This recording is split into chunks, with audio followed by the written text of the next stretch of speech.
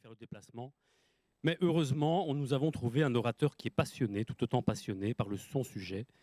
Donc moi, maintenant tout le monde ici me connaît, hein, à part madame et monsieur. Là. Donc moi, je suis le docteur Christian Mostosi, je suis l'organisateur des conférences.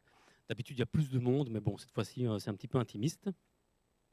On a commencé ce cycle de conférences l'année passée, et toutes les 6 semaines à peu près, il y a un sujet différent.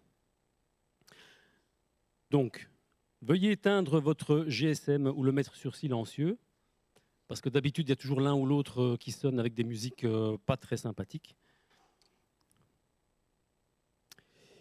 Donc, tout d'abord, je tiens à remercier les sponsors. Il y en a qu'un seul ce soir qui est là.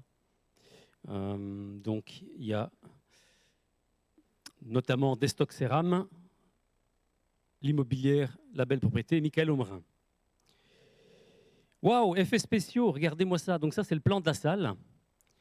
Donc moi, je suis là, d'accord, comme ça vous repérez un petit peu. Ça, c'est la scène, là, le rectangle. Vous êtes là. Vous avez les issues de secours. Donc il y en a là, il y en a une là et deux là.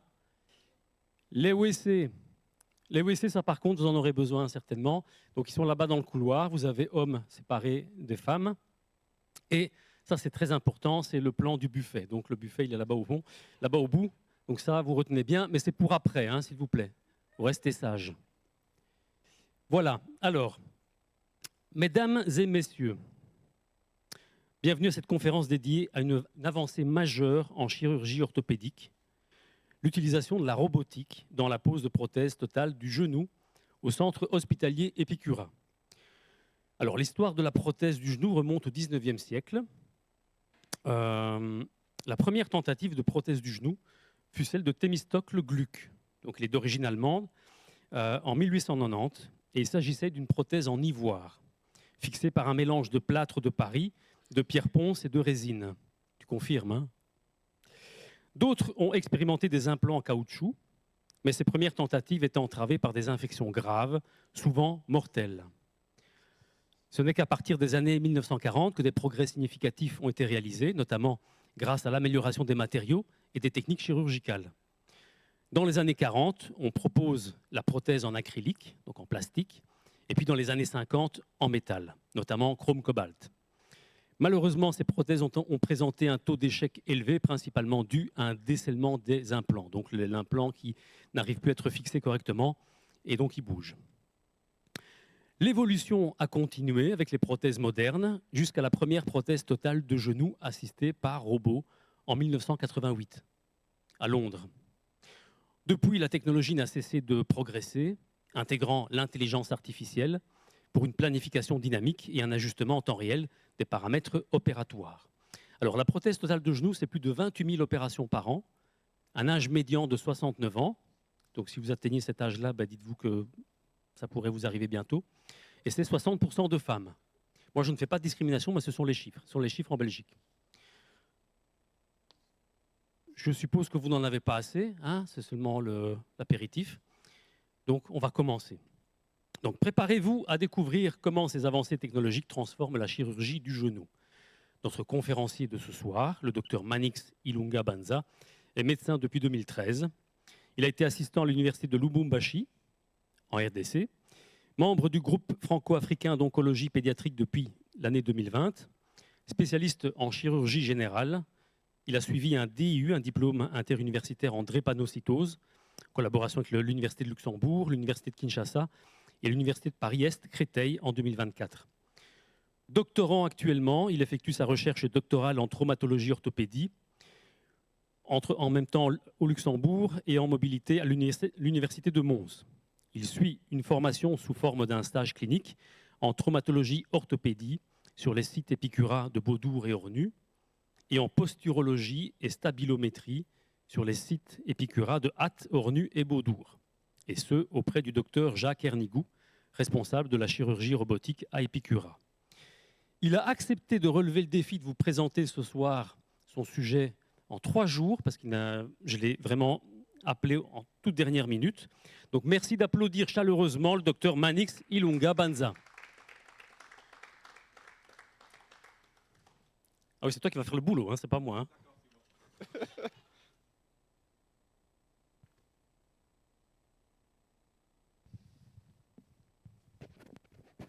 Euh, Bonsoir à tous.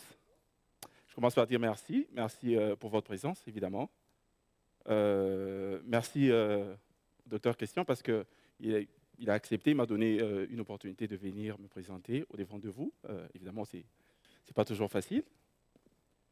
Merci aussi parce que la Belgique ne cesse de nous aider. Je ne cesserai jamais de le dire, parce que si je me retrouve aujourd'hui en Belgique, c'est grâce à une bourse doctorale que j'ai eue de l'ARES, donc l'Académie de recherche et d'enseignement supérieur à l'Université de Lubumbashi, plutôt l'Académie de recherche et d'enseignement supérieur, qui vient souvent à Lubumbashi, au Congo, donner des bourses aux doctorants, ceux qui ont des projets, parfois ceux qui n'en ont même pas. On leur donne des bourses, évidemment, pour venir en Belgique, avoir un promoteur belge afin d'effectuer des recherches doctorales, des formations, et évidemment, pour contribuer évidemment à l'avancée de la science aussi en Afrique. Je dis merci pour ça.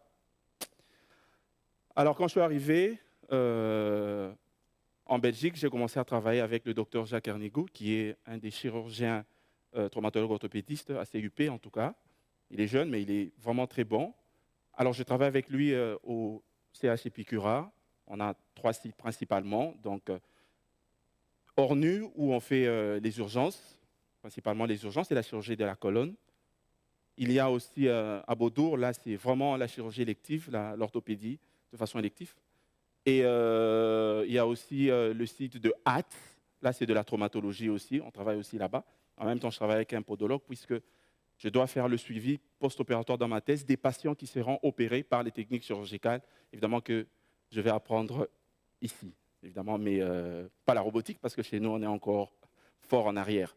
Mais j'ai eu la grâce d'être parmi les premières personnes dans mon pays à apprendre la robotique auprès de mon promoteur, qui me permet évidemment d'en apprendre beaucoup. Je opère avec lui tous les jours. Bon, pas tous les jours, tous les jours opératoires, parce qu'on a 2 journées opératoires avec lui et 2 jours de consultation. Évidemment, j'opère aussi avec les autres traumatologues orthopédistes. Voilà, merci bien. Alors, nous allons commencer. Donc, nous allons parler évidemment de la chirurgie robotique dans la prothèse totale du genou. Alors voilà, ça c'est une photo qui montre, évidemment c'est moi et Dr Jacques qui est mon promoteur. Et on opère avec lui pratiquement tous les jours depuis plusieurs mois que je suis ici. Et évidemment les autres, ils sont les équipes de Zimmer donc, qui nous accompagnent avec les implants et tout et tout. Voilà. Alors nous allons commencer. Voilà, ça c'est notre robot que nous utilisons. Ça s'appelle, on l'appelle Rosa, notre amie Rosa, qu'on utilise pour la chirurgie prothétique du genou. Voilà. Donc c'est tout cet appareillage-là, avec 3 grandes parties. Donc vous avez le robot principalement, je crois qu'il y a le pointeur, voilà. Vous avez la partie du robot avec son bras, où on va voir certains implants de reconnaissance. On a cette partie où il y a l'intégration évidemment de l'intelligence artificielle, la caméra et le système d'infrarouge qui va permettre de reconnaissance et de projeter au niveau des caméras qu'on a là-bas et des scanners intégrés. Le système, on va voir les images, donc le système de configuration en 3D de chaque genou, évidemment, de façon personnalisée pour chaque patient. Voilà. Alors, en guise d'introduction, merci beaucoup, docteur Christian, qui avait déjà les premiers mots de l'introduction. Voilà. On ne va pas trop s'attarder sur ça. Alors, le genou, tout le monde connaît le genou, évidemment. On n'a pas besoin d'être médecin pour connaître le genou. Au moins, tout le monde sait que c'est le segment de membre inférieur qui se trouve en dessous de la hanche. Donc, vous avez la hanche, et puis vous avez la cuisse, et puis après, vous avez le genou. Ça, c'est évidemment, tout le monde est au courant de ça. On va faire quand même une petite anatomie, parce que j'aime quand même l'anatomie. L'une des différences que j'ai vues entre les patients en Europe, évidemment, en Belgique, puis je parle de la Belgique, et les patients de chez nous, c'est que nous, la majorité de nos patients, bon, ils s'en foutent un peu trop de connaître ce qu'ils ont. Ce qui importe, c'est faites votre chirurgie, le reste, je m'en fous. Mais ici, ce n'est pas ça, parce que chaque patient, on doit expliquer exactement ce qu'on doit faire. Ça, c'était vraiment quelque chose d'assez typique pour moi, parce que chez nous, il n'y en a pas. Très peu de patients, évidemment, sont instruits, qui peuvent demander avec détail tout ça. Mais ici, en Belgique, j'ai vu tous les patients, il faudra leur expliquer, leur faire des schémas, même en consultation, pour leur dire, voilà, comment on va faire ça, on va faire ça, on va faire ça. Bon, on essaie de se mettre un peu à leur niveau, de façon qu'ils comprennent quand même quelque chose. Voilà. Alors ça, c'est le genou.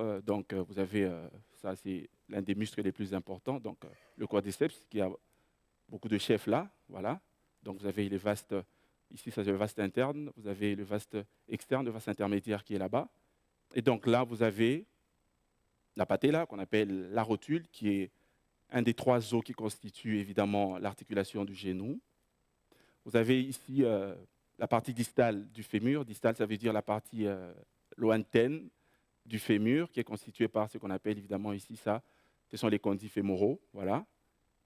Et là, vous avez le tibia, l'os qu'on trouve, l'un des deux os qu'on trouve au niveau de la jambe, qui est l'os le plus important, qui prend à lui seul à peu près 85% du poids, alors que le tout petit os là, qu'on appelle le péroné ou la fibula, ne prend que 15%. Donc là, on a le plateau qu'on appelle le plateau tibial, donc la partie supérieure qui entre dans la constitution évidemment de l'articulation du genou. Et ça sont des ligaments très, très, très, très importants, les ligaments croisés, qui, lorsqu'ils sont bousillés, surtout pour les sportifs, vous avez 6 mois d'arrêt. Hein.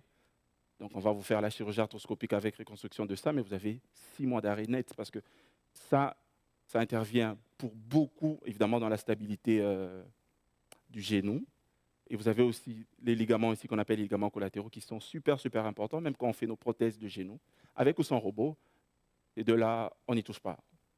Tout ce qu'on fait, on peut enlever tout ça, mais ça, on n'y touche pas parce que même si on va mettre l'implant ou la prothèse là-bas, ces deux-là assurent évidemment la stabilité du genou. Voilà. Donc ça, c'est un bref rappel anatomique. Bon, rappel, c'est de l'anatomie, voilà. Pour nous, c'est un rappel, mais pour vous, évidemment, c'est un peu détaillé, mais je crois que ça va quand même. Alors, voilà. En ce qui concerne les pathologies du genou, le genou, c'est une grosse articulation. En médecine, on l'appelle une articulation portante. Évidemment, pourquoi? Parce qu'elle supporte le poids. Une grande partie du poids passe par le genou, d'où, évidemment, la plupart des pathologies liées à l'âge et surtout liées au poids atteignent aussi le genou. C'est ainsi qu'on va voir certains patients super jeunes, mais avec des lésions au niveau du genou. Pourquoi? À cause de la surcharge. Donc, la majorité des patients qu'on opère de prothèses de genou, c'est vrai que pour la grande majorité, ce sont des patients âgés, puisqu'on va voir, il y a un facteur lié à l'âge, ça c'est naturel, on ne peut pas changer.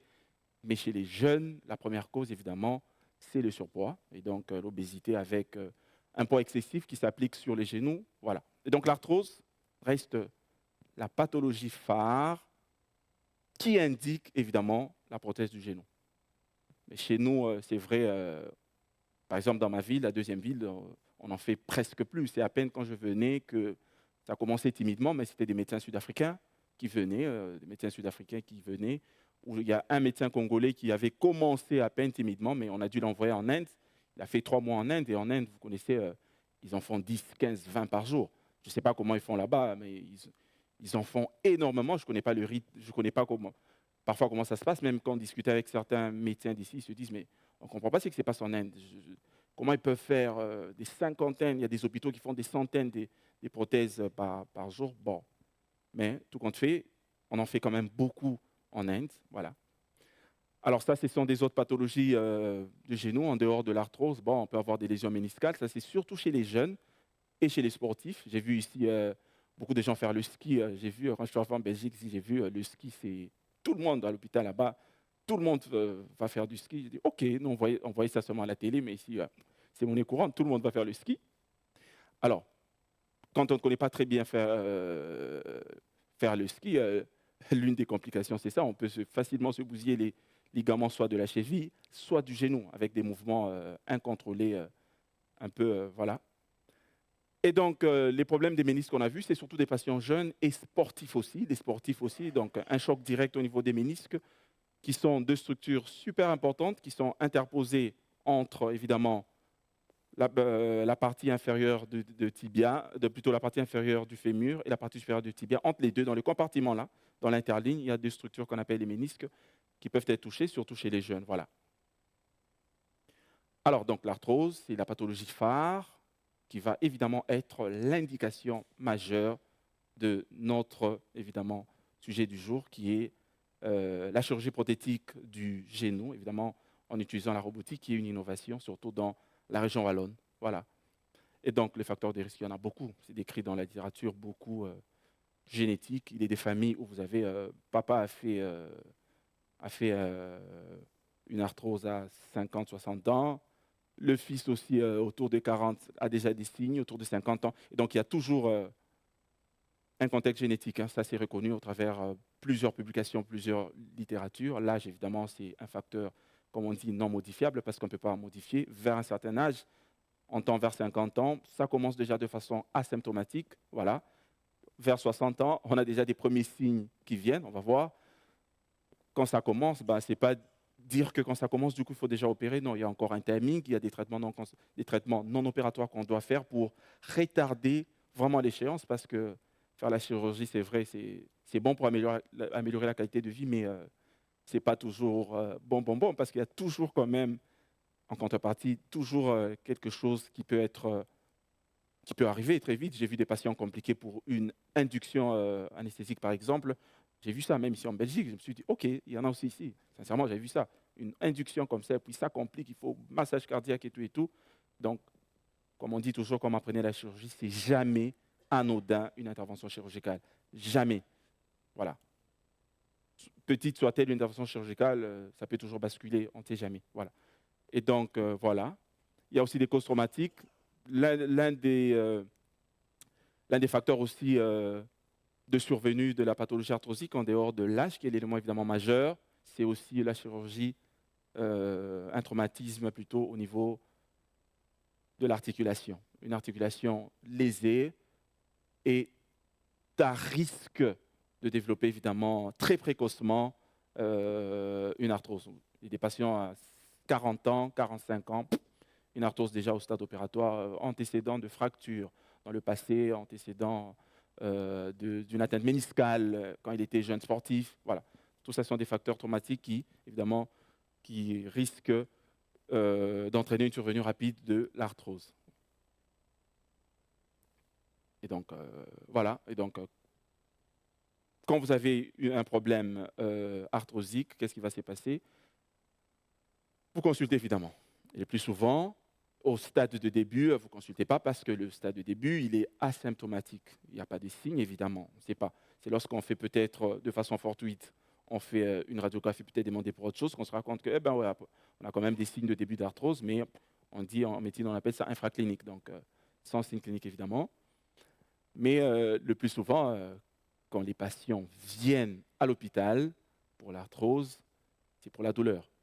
Parce qu'on peut résister à beaucoup de choses, mais la douleur, il y a des douleurs qui deviennent vraiment invalidantes. Vous ne savez plus marcher, vous ne savez plus monter les escaliers, vous ne savez plus. Et la majorité des patients viennent à ce stade où on a vraiment de la douleur ressentie au niveau du genou qui entraîne parfois donc, une altération pratiquement, une altération de la qualité de vie. Donc, c'est plus trop marcher, le patient ne sait plus trop marcher, il marche très peu, une petite distance. Ça commence à faire mal, une petite course, ça commence à faire mal. Et donc, le quotidien journalier de le quotidien de la personne devient un peu entaché par la douleur. Voilà. Mais on peut avoir des signes aussi graves tels que des déformations. Il y a des patients qui viennent vraiment au stade évoluer.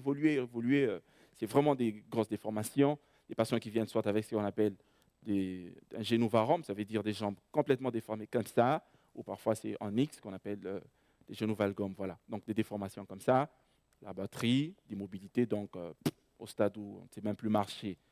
On vous amène un patient au stade où c'est plus marcher, chaise roulante et tout. Là, c'est direct, on ne réfléchit pas, c'est stade opératoire, évidemment. Alors, bon, l'examen clinique, donc quand on examine, chez nous, en médecine, on nous apprend toujours, c'est d'abord l'anamnèse, donc écouter le patient, laisser le patient parler, vous expliquer comment ça a commencé, pas vous raconter toute l'histoire, évidemment, voilà. Mais rien que par l'examen, bon, le plus souvent pour l'arthrose, on a 50%, rien qu'en écoutant, on sait qu'à 50%, on sait que c'est de l'arthrose. Évidemment, l'âge, la façon dont ça a commencé, voilà. Parce qu'au début, c'est d'abord des phénomènes, voilà, c'est d'abord des phénomènes mécaniques, ça veut dire, des phénomènes mécaniques, ça veut dire des phénomènes liés au mouvement. Ça veut dire, quand quelqu'un a l'arthrose, c'est quand vous faites un mouvement que vous avez mal. Ça veut dire, ce sont des douleurs qu'on appelle des douleurs mécaniques, ça veut dire en marchant, en voulant monter les escaliers, on ressent de la vive douleur.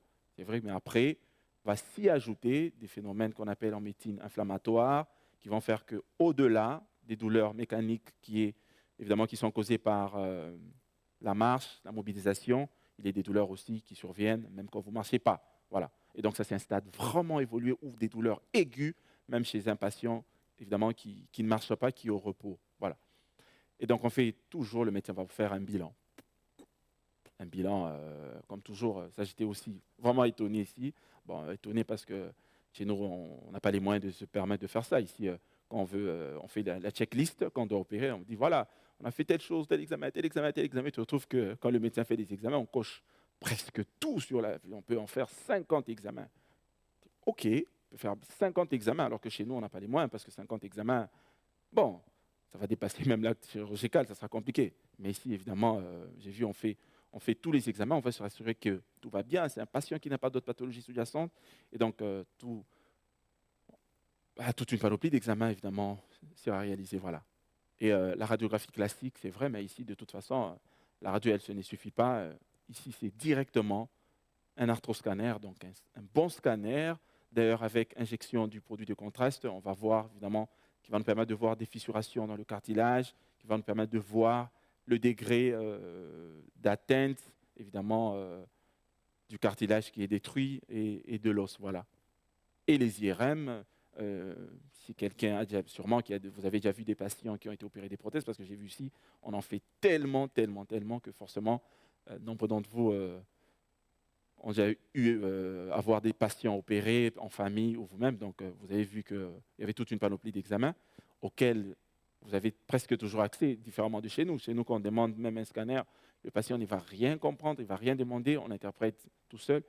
Mais chez vous, c'est sûr qu'on vous explique que voilà, ce que je vois, c'est comme ça, c'est comme ça, c'est comme ça. Donc, il y a des IRM qu'on fait, un orthoscanner obligatoire, voilà. Alors, ce qui s'est passé, c'est que voilà, le patient est venu, vous êtes venu, vous aviez des douleurs, ok.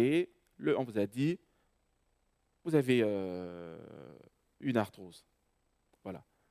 Quelles sont les différentes éventualités des traitements? C'est pas dire, on ne va pas vous dire qu'on vous opère directement. Non. Comme on dit toujours, c'est jamais anodin. Et pour opérer, il faut vraiment qu'on arrive au stade très avancé, le stade 3 ou le stade 4, parce que le stade 1 qui est asymptomatique, bon, il n'y a pas de problème. Au stade 2, les symptômes commencent, mais ce sont des douleurs assez supportables. Bon, ce n'est pas très grave, mais au fur et à mesure, c'est vrai que ça va prendre du temps, au fur et à mesure que ça évolue, évidemment, les douleurs vont s'intensifier. Voilà.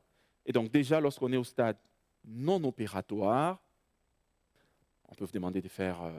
il y a beaucoup d'alternatives, évidemment, pour la thérapeutique. Voilà. L'activité physique, ça, c'est quelque chose d'obligatoire. Parce que le problème, c'est que malheureusement, plus vous avez mal, plus vous n'allez pas utiliser, vous aurez tendance à ne pas utiliser les genoux. Ce n'est pas de votre faute, c'est la nature, elle est ainsi faite. On appelle ça un mécanisme de défense. Donc, vous aurez tendance à ne pas utiliser l'articulation, mais c'est très mal, malheureusement. Et donc, on doit malheureusement vous donner des antalgiques et forcer toujours, continuer à faire de la kinésithérapie. C'est très, très, très, très important.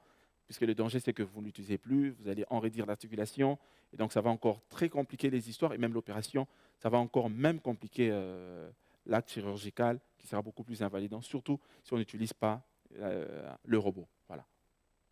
Et donc, la kinésithérapie, voilà, j'ai vu ici l'ostéopathie. Chez nous, je ne connaissais pas ça. Bon, je connaissais ça dans les livres, parce qu'on lit beaucoup de choses dans les livres, mais on n'en fait pas chez nous là-bas. Mais j'ai vu ici presque tout le monde a un peu de douleur. On va faire l'ostéopathie, on va faire le yoga. Évidemment, mais dans certains cas, ça repend, parce que je travaille aussi avec un podologue. Il y a beaucoup de gens qui ont aussi des problèmes de pieds. Alors, ça intervient. Parfois, des problèmes de pieds peuvent engendrer des problèmes dans la colonne. Alors, je vois l'importance de l'ostéopathe. Voilà, j'étais chez mon ostéopathe qui a fait voilà, les relâchements musculaires, des exercices. Évidemment, parfois, c'est très, très, très, très, très important, puisque malheureusement, si vous avez la douleur, vous aurez tendance à ne pas utiliser les articulations, vous aurez des rétractions musculaires. Et donc, d'un problème du genou simple, on risque d'engendrer colonne et tout ça. Et donc, d'où c'est très, très, très, très important. L'ostéopathie aussi, tant qu'on n'est pas encore au stade, évidemment, opérable. Voilà. L'éducation, c'est logique. La perte du poids, surtout quand on est chez les jeunes, on leur dit, la première des choses, essayez, diététicien, il faut essayer de perdre du poids. Puisque plus vous avez le poids en excès, j'ai vu des patients avec un indice de masse corporelle au-delà de 35, 40, tout et tout. Donc, Ça très vite, vous allez décompenser rapidement votre genou, on va opérer très vite. Donc, la perte du poids est quelque chose d'extrêmement, extrêmement importante dans la prise en charge de ces patients lorsqu'on est encore au stade évidemment non opérable. Parce que puisqu'on est déjà, si on arrive au stade déjà, au dernier stade, il n'y a rien à faire, il faudra mettre la prothèse. Donc, la perte de poids n'aura plus d'effet sur le genou. Évidemment, ça peut avoir d'autres effets sur le cœur et tout et tout. Voilà. Alors, par rapport au traitement médicamenteux, donc voilà, il y a la douleur forcément. Donc, la première des choses, la base d'abord, c'est des antalgiques. Voilà. Dans des patients qui seront sous antalgiques. Évidemment, les antalgiques, c'est du paracétamol, voilà, des AINS comme des ibuprofène. Voilà, ce sont des médicaments évidemment que les patients vont commencer à prendre quand il y a des douleurs dans cette période-là. On les met sous antalgiques. Évidemment, le rôle de tout ça, c'est quoi?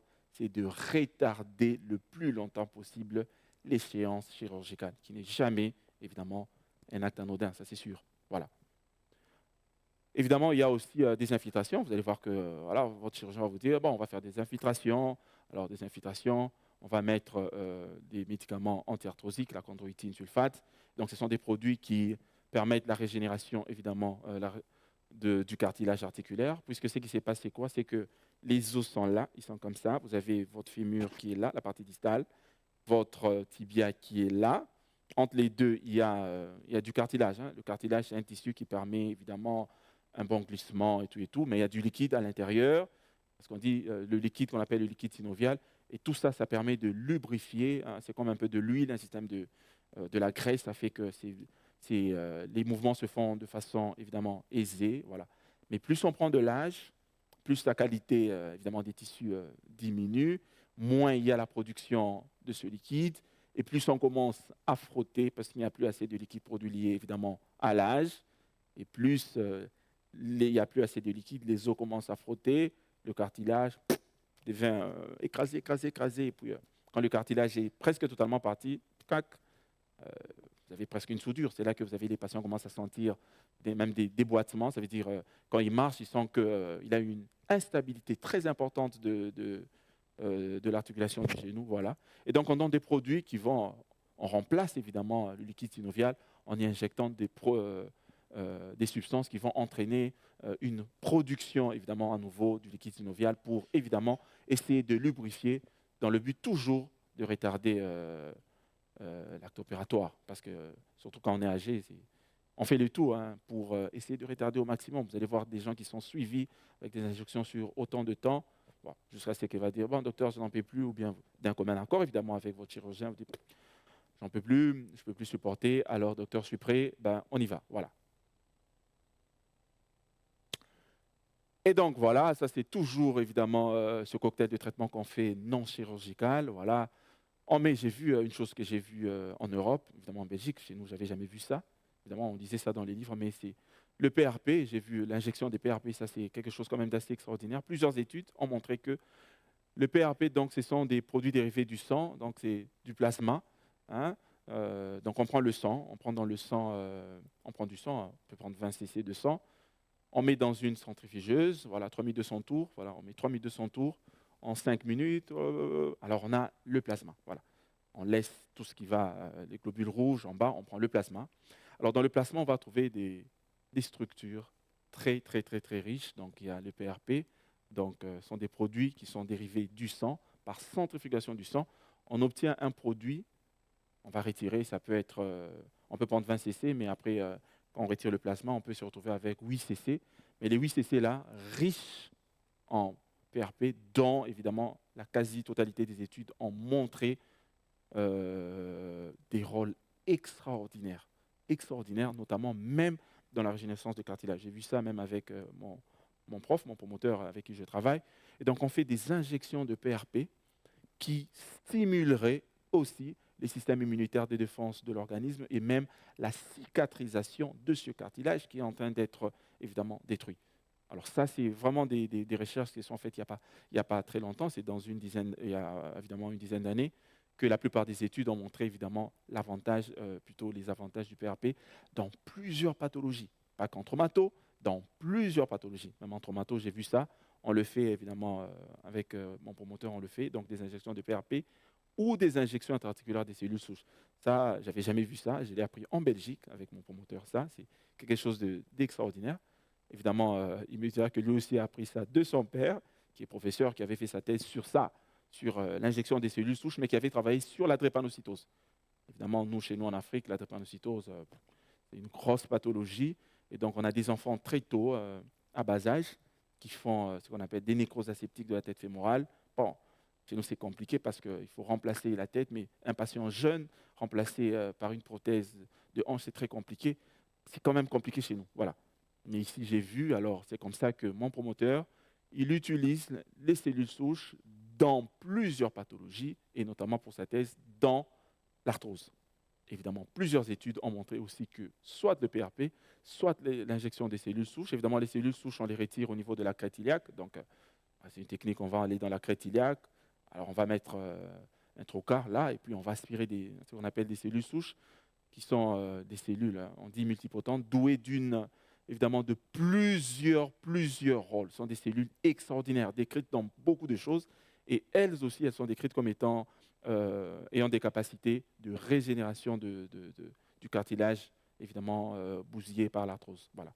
Et donc ça, ce sont des traitements extraordinaires que j'ai vus ici, qui pour la plupart, malheureusement, pas au stade 4, parce que dès que vous êtes au stade 4, il n'y a rien à faire, il n'y a plus de chemin retour, on doit opérer. Mais lorsque vous êtes encore stade 2, stade 3, je vous dis, on peut même ne plus vous opérer avec ces techniques ici. Bon, j'ai vu ça ici, et c'est assez extraordinaire. C'est vrai, bon, il en faut peut-être un recul, je ne sais pas sur combien d'années pour certifier, mais les patients qui le suivent depuis plusieurs années, parce que sa thèse c'est au moins 4 ans, qui suit depuis plusieurs années, ça a vraiment retardé l'échéance chirurgicale. Voilà.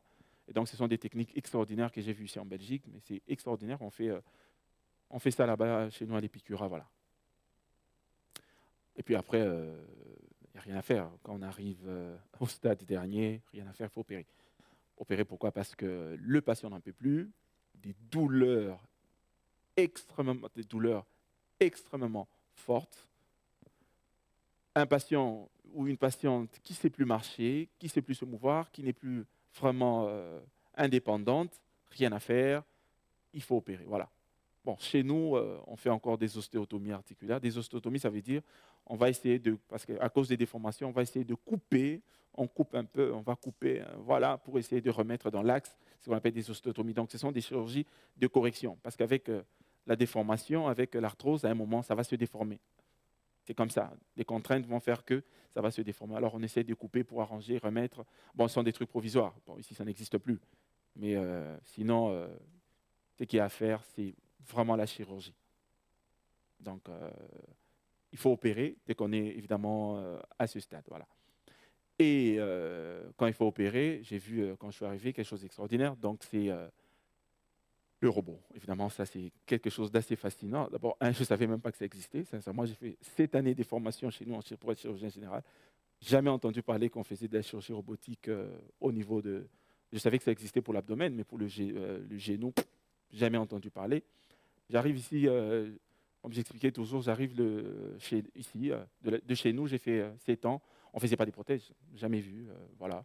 Mais j'arrive ici, mon tout premier jour, après l'université du Mans, à l'hôpital, mon tout premier jour, avec mon promoteur, on devait en faire 4. 4 du coup, je dis, c'est pas possible. J'ai fait 7 ans, je n'en ai jamais vu, mais mon premier jour, 4 du coup. On devait en faire 4. Et 4, il dit, ben voilà, on va faire 3 avec robot. Robot? Oui, on va faire avec robot. Ok, ça va. Alors, et donc la chirurgie, voilà, on a parlé de l'évolution. On a déjà donné l'évolution. Merci beaucoup. Vous avez donné l'évolution de comment, des essais, des progrès, évidemment, jusqu'à, évidemment, à la survenue aujourd'hui de la prothèse totale du genou qui se fait avec le robot. Alors, il y a plusieurs types de prothèses, évidemment. C'est vrai, pratiquement en termes de... Quand on dit la chirurgie prothétique, ça veut dire on va totalement remplacer votre genou en y mettant du matériel solide. Hein, ce sont des gros métaux. Voilà, j'en ai importé 2. Un de genou, évidemment, de la hanche, peut-être pour ceux qui voudront voir, qui n'en ont jamais vu peut-être. Voilà. Et donc, on va remplacer le genou, on va couper l'articulation totalement, couper, voilà, et on va la remplacer par un matériel prothétique, ça veut dire des implants qui sont extérieurs, qui vont remplacer votre genou. Ça a beaucoup d'avantages parce que ça va vous rendre autonome. C'est vrai, parce qu'à un certain stade, il n'y a plus d'autonomie, ça va vous rendre autonome. C'est vrai, au début, c'est pas facile, hein, c'est assez compliqué, c'est lourd, c'est bizarre, la jambe, elle semble morte et tout, mais puis après, ça sera extraordinaire, voilà. Et donc, on peut faire on enlève tous les genoux complètement. Mais il y en a qui pensent qu'ils peuvent faire ce qu'on appelle des PUC, donc des prothèses unicompartimentales. Ça veut dire, on fait la radio, on trouve que le genou, parce que le genou a deux compartiments, un compartiment externe et un compartiment interne. On se trouve que, peut-être chez vous, c'est seulement le compartiment interne qui est foutu. Alors on dit, bon, ok, comme c'est le compartiment interne, on fait que le remplacement d'une moitié de genou, on enlève que le compartiment abîmé. J'ai vu là-bas à l'Épicura, il y a un qui fait ça, mais les autres n'y croient pas. Ils se disent de toute façon, l'autre finira par s'abîmer. Et donc tu opères ça. La demi-vie des PUC, c'est autour de 10 ans. Et donc si ton patient est jeune, ta patiente est autour de 70 ans, voilà, la durée de vie ici, on va jusqu'à 85 ans et tout, forcément, tu seras obligé de réopérer le même genou pour... alors d'autres n'y croient pas, ils font directement prothèse totale. Voilà. Évidemment, ça dépend du chirurgien. Voilà. Mais évidemment, la prothèse totale du genou, je trouve qu'elle est beaucoup meilleure que la PUC parce qu'en une fois, on te l'a fait. Aujourd'hui, il y a des prothèses de plus de 20-30 ans donc, on te met ça, ça t'accompagne jusqu'à la mort, sans problème. Voilà. Et donc, la demi-vie de ça est très, très, très, très grande. Des implants qui peuvent faire plus de 30 ans aujourd'hui. Alors voilà, comme je disais, donc, la chirurgie, malheureusement, quand on a déjà fait la chirurgie, c'est irréversible. Mais il y a de quoi quand même faire la chirurgie, je vous assure parce que il y a quand même un soulagement après. Hein. Il y a un bon soulagement après. Vous retrouvez l'autonomie. Certaines activités que peut-être qu'avec la douleur, vous avez fait 3 ans, c'était devenu difficile avec des infiltrations. Mais dès qu'on vous fait ça, vous souffrez peut-être pendant 6 semaines. Après 6 semaines, ça va beaucoup mieux. Une année, 6 mois déjà, presque tout redevient presque normal. En une année, c'est bien fait, sauf en cas de complications. Évidemment, il peut y avoir aussi des complications liées à beaucoup de choses. On va voir, c'est vraiment ça aussi l'avantage de la chirurgie robotique, c'est qu'elle permet d'éviter beaucoup de complications de la chirurgie à l'ancienne. Mais ce n'est pas beaucoup de gens, évidemment, même en termes de chirurgiens, ce n'est pas tous les chirurgiens qui font ça. Voilà. Par exemple, à l'Épicura, chez nous, il y a une douzaine de chirurgiens. Évidemment, pour ceux qui font les membres inférieurs, ils sont 6, mais il n'y en a que 2 qui utilisent le robot. Dans mon promoteur, donc le docteur Jacques et un autre, les autres, ils ne veulent pas, puisque il dit, bon, moi, ça fait 20 ans que je fais à l'ancienne, vous me demandez d'aller encore apprendre le robot, que je recommence encore à apprendre. Bon, moi, je reste avec ma méthode, évidemment. Bon. Mais il y a quand même vraiment une amélioration nette de la fonction, et encore plus lorsqu'on utilise la chirurgie robotique que la chirurgie, évidemment, conventionnelle. Voilà. Alors, bon, ça, on va vous épargner, c'est un peu trop technique, voilà. Donc, les prothèses, ce sont des matériels, donc, comme on dit, des implants extérieurs qu'on va mettre dans un corps humain. Évidemment, avec la technologie, ça a tellement évolué que de plus en plus, on met des matériaux qui seront biocompatibles. Avant, il y avait beaucoup de réactions suite au type d'alliage qu'on faisait, mais aujourd'hui, de plus en plus, c'est des alliages très supportables par les patients. J'ai vu très, très, très peu de cas des patients qui ont mal réagi aux prothèses. Mais aujourd'hui, c'est vrai que ce que j'ai vu en Belgique, c'est extraordinaire. Donc, très vite, avec le développement de la chirurgie, la chirurgie, on découvre les allergènes, c'est quoi l'algo, je ne sais plus, ou la chirurgie, on sait découvrir très vite les patients allergiques. Chez nous, il n'y a pas. Hein, après, on se rend compte que les patients sont allergiques, mais ici, je me rappelle, on devait opérer un candidat. Attention, elle est allergique au nickel. OK, comme elle est allergique au nickel, on ne peut pas mettre cet implant. On devait changer, mettre une prothèse dorée. Donc, voilà, on a des allergies très vite. On adapte les types de prothèses en fonction des allergies de chaque patient. C'est vraiment extraordinaire. Ça, j'ai vu ça ici. Voilà. Voilà. Alors, j'espère que notre petite vidéo va passer. C'est pour nous montrer, voilà. On va voir notre robot, on l'appelle Rosa, qu'on utilise à l'Épicura. L'Épicura, c'est l'un des centres, l'un des très bons centres, en tout cas dans la Wallonie, et c'est d'ailleurs le premier centre. euh, Ah, ok. Ah, ok. Euh,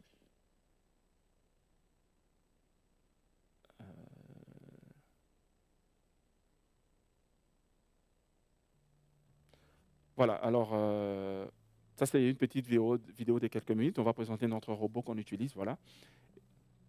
Rosa Knee is a robotic surgical assistant for total knee replacement. Alors ça, c'est la partie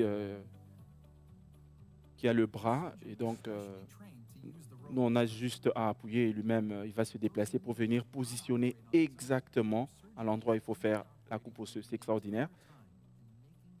Alors que ceux qui n'utilisent pas les robots, ils doivent apprécier plusieurs fois, ça et là, essayer. Mais avec le robot, c'est extraordinaire. C'est rapidement, il vient, il se pose exactement à l'endroit. Les chirurgiens n'ont qu'à maintenir et puis il coupe directement.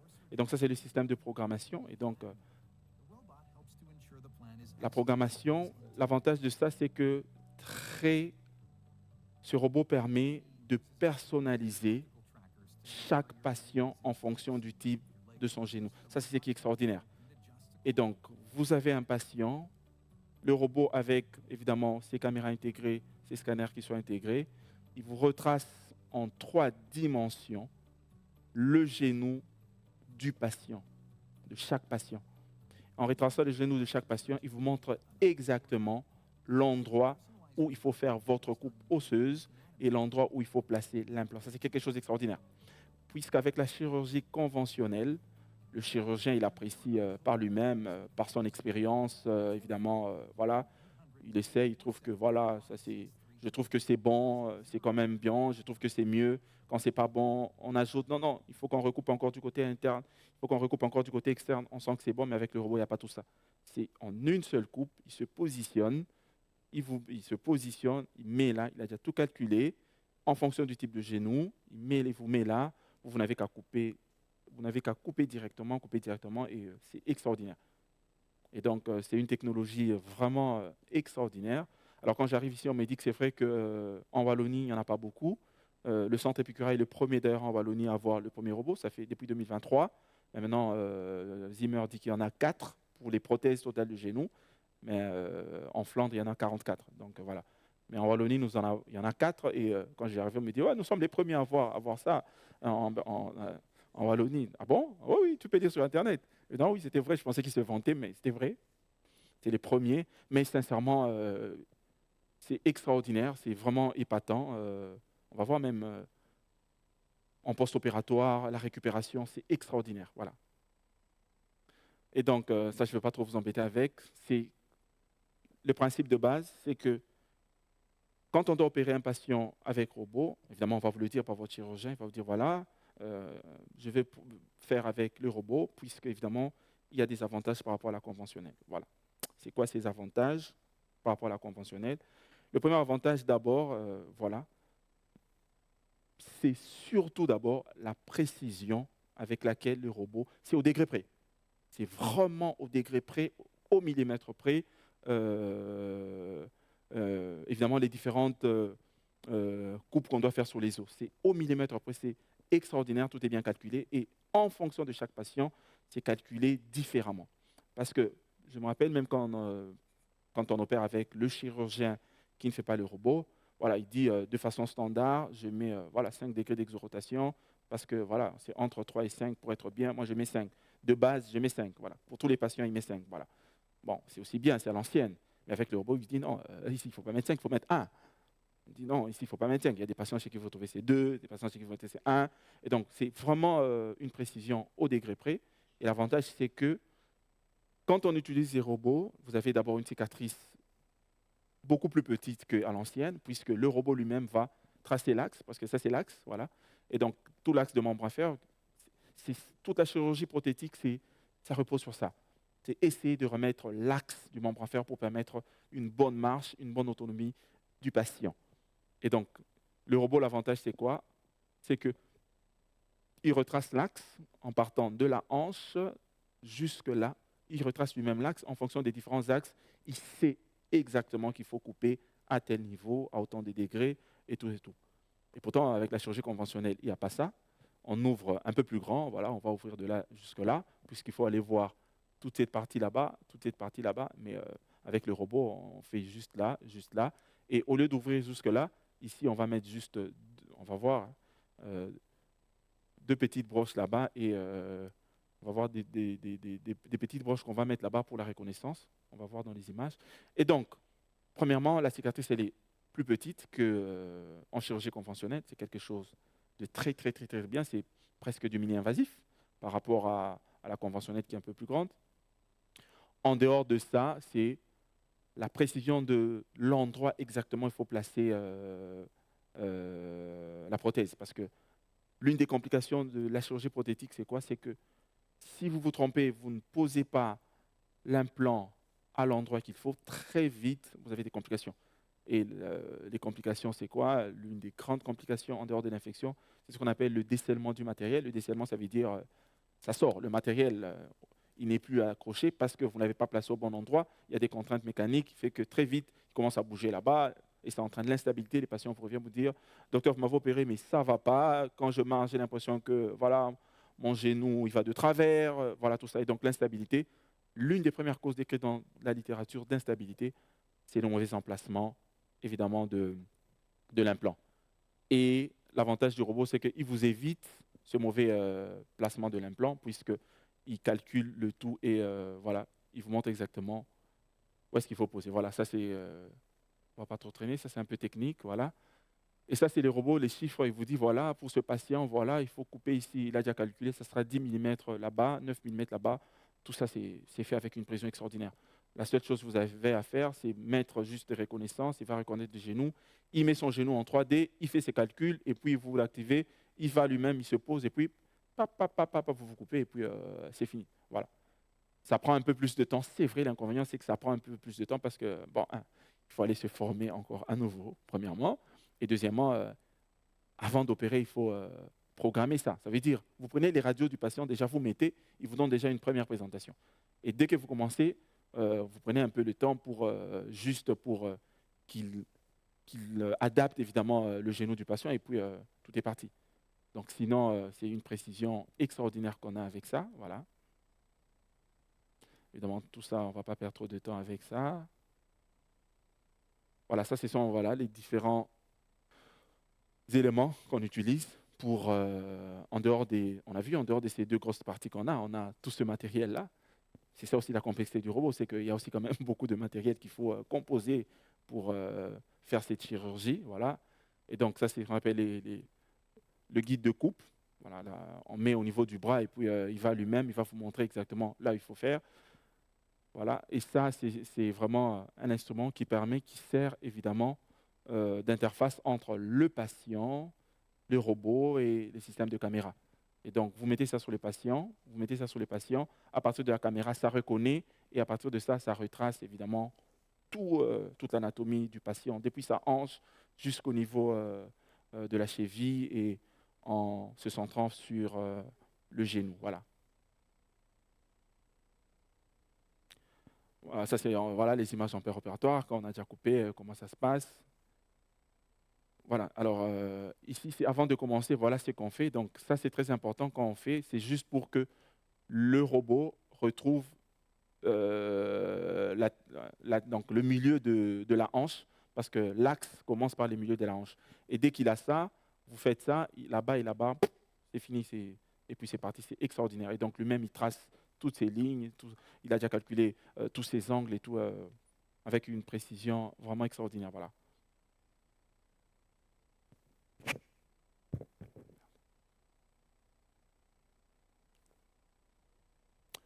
Voilà, et donc, c'est qu'on peut retenir dans les avantages, évidemment, il y a quelques inconvénients de la chirurgie robotique, parce que nous, on la vit à l'Epicura toutes les semaines, évidemment. Voilà. Il y a quand même beaucoup de bénéfices au niveau du patient. Ça, c'est vraiment assez remarquable et spectaculaire. Et donc, la douleur, la plupart des patients signalent que la douleur est moindre avec l'usage du robot qu'en chirurgie conventionnelle. C'est logique, normalement. Pourquoi? Parce qu'avec le robot, d'abord en chirurgie conventionnelle, il faut une grande cicatrice, premièrement. Il faut beaucoup de recoupes osseuses pour trouver la forme exacte pour la prothèse. On fait ce sont des essais. On essaie, non, je trouve que ce n'est pas bien, il faut qu'on recoupe encore en interne. On coupe encore. Ok, ça va. Non, il faut qu'on recoupe encore. Donc, évidemment, on fait beaucoup de recoupes comme ça en chirurgie conventionnelle. Voilà. Ce qui fait que tout ça, plus on recoupe, plus on blesse le patient, plus il y aura plus de douleur, évidemment. C'est logique. Voilà. Et donc, avec le robot, la douleur, elle est moins ressentie. Évidemment, l'évolution de la douleur est 1000 fois mieux que chez le patient opéré en chirurgie conventionnelle sans robot. Voilà. Et donc, et même la récupération fonctionnelle, c'est vraiment extraordinaire. On dit, voilà, à 6 mois avec la chirurgie robotique, tout redevient pratiquement à la normale. Mais en chirurgie traditionnelle, conventionnelle, évidemment, on peut aller jusqu'à 12 mois, puisqu'il y a beaucoup plus de complications. Ça, c'est décrit. Ça, c'est décrit, évidemment.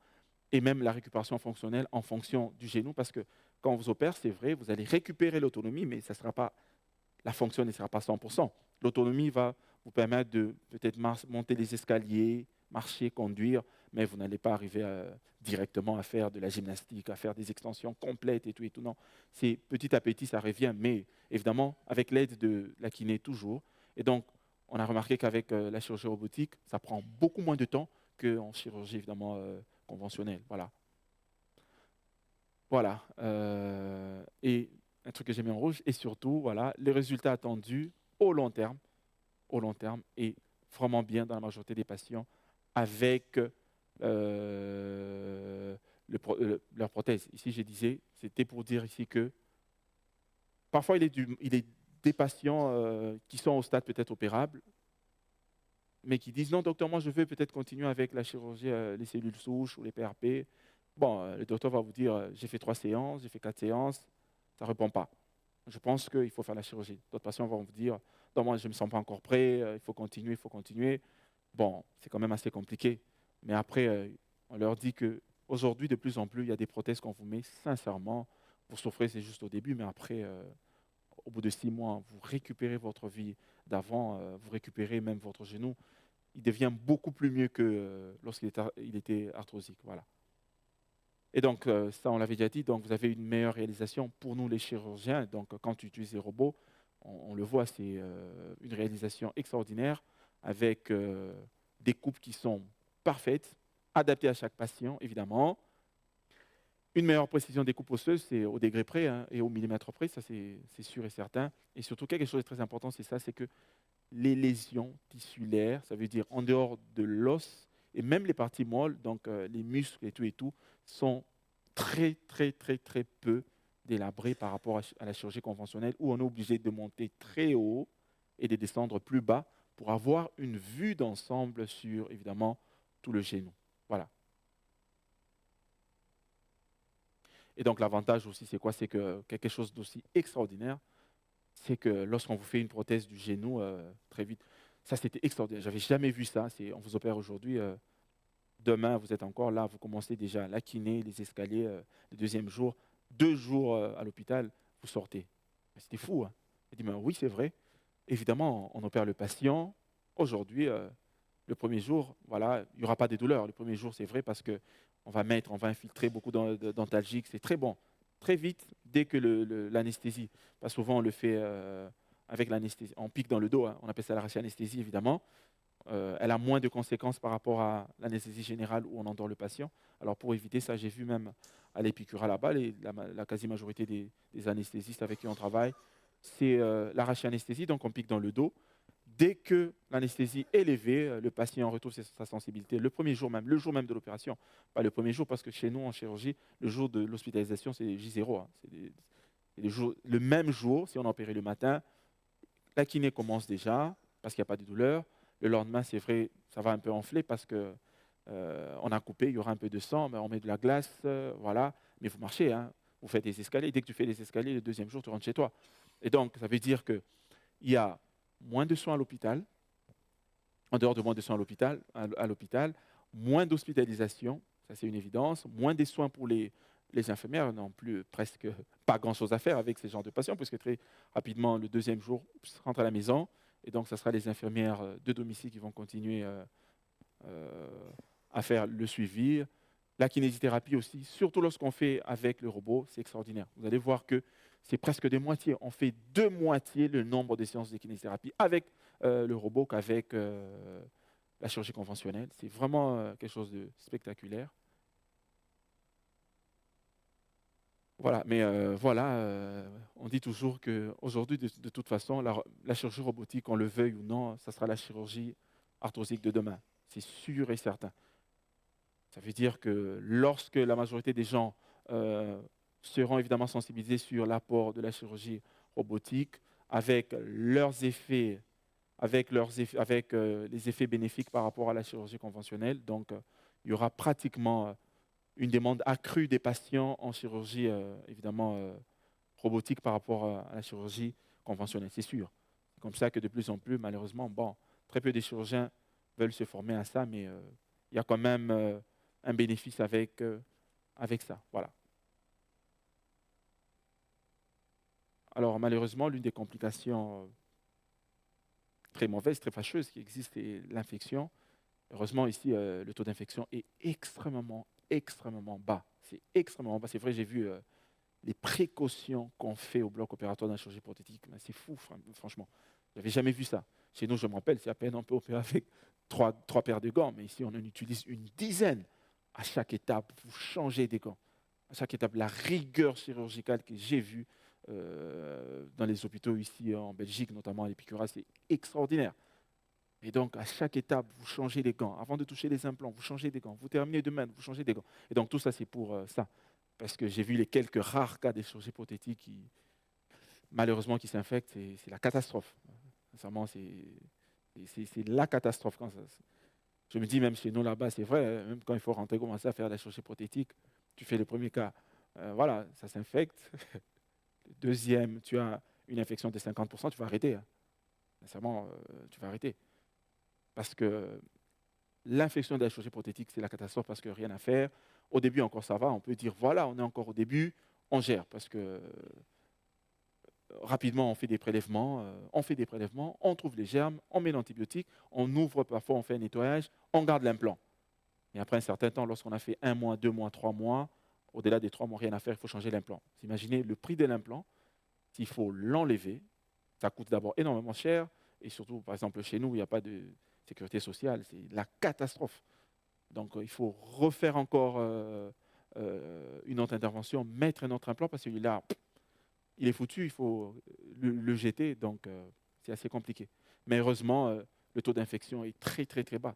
Alors, le docteur Jacques, qui est le chirurgien avec qui je travaille, qui est mon maître de stage et mon promoteur de thèse, voilà, son étude a montré que, pas pour le robot, mais de façon générale, l'infection à l'épicura est autour de 1,5%. Donc, voilà, c'est encore dans la norme, 1,5%. En Europe, les études ont montré que c'est de 0,5 à 5%. Donc, on est autour de 1 à 1,5%. Donc, on est quand même bien pour la chirurgie prothétique, évidemment. Voilà. Et donc, en cas d'infection, c'est la catastrophe puisque le coût va quintupler. Parce que le séjour hospitalier sera très long, il faut refaire des examens, il faut changer l'implant, il faut réopérer. Et il n'y a pas que ça, mais même pour le patient, c'est une catastrophe. Et donc, un patient chez qui on a mis une chirurgie prothétique qui, normalement, devait retrouver son autonomie, du coup, 2 semaines après, il s'infecte. C'est compliqué. Il faut lui dire que voilà, on va retirer le matériel, on va te mettre ce qu'on appelle un spacer. Un spacer, c'est, on peut dire, une prothèse d'attente. Voilà, imbibé d'antibiotiques. En attendant, on te met sous traitement pendant 6 semaines minimum pour espérer peut-être, dès qu'on n'a pas d'infection, se rassurer par des prélèvements négatifs. On refait la chirurgie à nouveau. C'est assez lourd aussi pour les patients. Et donc voilà. Mais ce qui est bien, c'est que dans la majorité des cas, dans la quasi-majorité des cas, plus de 95% des patients, les suites opératoires sont assez nickel. Hein, ouais. Donc, très tôt, vous marcherez, comme j'ai dit, très tôt. Le même jour, on opère. Pour la prothèse de genou, vous marchez le même jour déjà, vous commencez. Le même jour, on vous fait marcher déjà dans le couloir de l'hôpital. Le kiné passe. Allez, vous commencez à marcher déjà. Évidemment, on vous donne des béquilles, vous aurez vos 2 béquilles. Le lendemain déjà, c'est vrai que la douleur va revenir, elle devient assez importante. Et là, on dit toujours, on va vous bourrer d'antalgiques pour que vous n'ayez pas mal. Parce que j'ai vu ici, c'est vrai, j'ai une bonne culture ici que j'ai vu, c'est que les patients sont très exigeants. J'ai vu l'exigence des patients, mais ça fait raison. C'est pas comme chez nous. Chez nous, bon, Les patients, ils ne sont pas trop exigeants. C'est vrai, ils n'ont pas beaucoup étudié en majorité des cas. Même s'ils n'ont pas beaucoup, même s'ils ont étudié, ils s'en foutent un peu de tout ça. Ils disent, bon, docteur, moi, ce que je veux, c'est ceci. Mais si les patients sont exigeants, quand il a mal, alors on leur dit, dès que vous avez un peu mal, vous appelez, même s'il faut vous donner 10 fois les antalgiques, pourvu que ça ne soit pas nuisible, pourvu que vous n'ayez pas mal, on vous donne. Et donc, les patients sont dans un confort. Dès qu'il y a la moindre douleur qui apparaît, on vient donner des antalgiques et donc la douleur n'est pas ressentie vraiment. Voilà. Et 2 jours après, pour la chirurgie prothétique, surtout avec robot, vous quittez l'hôpital. Voilà. Et donc voilà, donc les douleurs, voilà comment on gère les douleurs. Mais comme j'ai dit, à partir du 2e jour, les douleurs vont devenir un peu plus importantes, mais heureusement qu'on va contrebalancer directement avec des antalgiques, on va augmenter la dose des antalgiques pour, évidemment, maintenir un bon équilibre douloureux. Voilà. Et puis, dans 2 semaines, ce qui est bien, c'est que, voilà, vous pouvez maintenant commencer à marcher, vous jetez une béquille, vous gardez une seule pour dire que, voilà, ça va beaucoup mieux, beaucoup mieux. Et au bout de 6 semaines, c'est spectaculaire. Il y a des patients qui deviennent retour presque à la normale au bout de 6 semaines. Presque à la normale, ça veut dire les activités quotidiennes de la vie, vous les faites. C'est vrai, vous n'allez pas faire comme un jeune et tout, ouais. Mais les activités, l'essentiel, c'est l'amélioration de la qualité de vie. Et donc, conduire des patients à 6 semaines, même tôt, j'ai vu des patients à 4 semaines, prend son volant, commence à conduire, voilà. Il n'y a pas trop de risques. Tant que la kiné se passe bien, tant qu'il n'y a pas de rétraction musculaire, tant que l'implant est bien posé, l'avantage surtout du robot, pas de problème, au bout de 6 semaines, vous reprenez votre volant. Voilà. Et donc, comme on dit toujours, voilà, ça, on dit toujours aux patients, le plus grand problème, la plus grande difficulté, c'est les escaliers. Voilà, les escaliers, ça c'est la plus grande difficulté parce que les escaliers demandent évidemment l'articulation du genou. Le genou intervient pour beaucoup dans la montée en escalier. Mais on leur dit toujours, petit à petit, de toute façon, ça va revenir. Mais au bout de 4 semaines, presque tous les patients montent des escaliers seuls. Au bout de 4 semaines, presque tous les patients, sans complications, montent des escaliers, évidemment seuls. Comme on dit toujours, voilà. La montée encore un peu plus facile, la descente beaucoup plus compliquée. On a une patiente qu'on a repris, on l'a opérée, je me rappelle, on l'a opérée. Elle est venue pour une prothèse du genou. Elle est venue au rendez-vous de 4 semaines, rendez-vous de 4 semaines pour voilà, s'assurer que tout allait bien, c'était nickel, mais elle rentre à la maison, le lendemain, elle descendait les escaliers, paf, elle est tombée, elle a bousillé son tendon rotulien, c'était la catastrophe. La catastrophe, donc c'est ça le danger des escaliers. Voilà, parfois, on recommande l'utilisation de la rampe, voilà, pour éviter des chutes et tout, voilà. Et donc, pas trop forcer non plus sur les genoux. Ça va revenir, mais l'essentiel, c'est de retrouver la qualité de vie meilleure. On peut plier à 90 degrés parce qu'on a besoin de 90 degrés pour monter les escaliers. On n'a pas besoin d'aller à 120 degrés pour monter les escaliers, forcément. On a 90 degrés, vous pouvez déjà monter les escaliers tranquillement. C'est comme ça qu'on se rassure que le patient, avant de sortir, qu'il atteigne 90. On dit au kiné, dès que le patient atteint 90 degrés de flexion au niveau du genou, il peut sortir. Voilà. Voilà. Alors, on va finir en disant une petite chose. Donc, la qualité actuelle des résultats de la chirurgie prothétique, évidemment, du genou, voilà, est due à l'amélioration, sans doute, évidemment, des techniques de pose des implants, qui est grandement, évidemment, améliorée par la venue du robot dans la PTG, évidemment. Mais aussi, on n'oublie pas nos amis anesthésistes, on nous dit toujours, jamais de bons chirurgiens sont bons anesthésistes, ça c'est évident. Parce que la gestion, surtout de la douleur post-opératoire, c'est du ressort de l'anesthésiste réanimateur. Et donc ça, c'est quelque chose de très important aussi. Parce que le plus important, c'est améliorer le confort, améliorer la qualité de vie du patient dans la chirurgie prothétique. C'est ça, sinon, ça ne servira à rien. Et donc, il n'y a pas que ça, mais aussi on dit, aussi performante soit-elle, malheureusement, c'est bien, on va vous donner un bel implant, très beau. J'ai vu des implants dorés, j'ai vu en titane, un alliage cobalt, molybdène, chrome, très beau, c'est vrai.